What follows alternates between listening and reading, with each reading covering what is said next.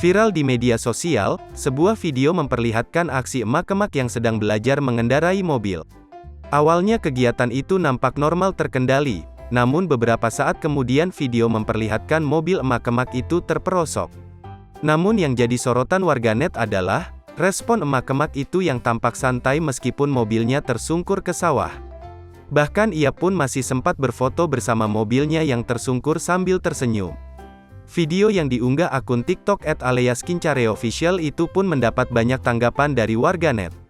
Hingga Minggu, tanggal 13 Februari tahun 2022, unggahan tersebut ditonton lebih dari 10 juta kali dan lebih dari 500.000 tanda suka.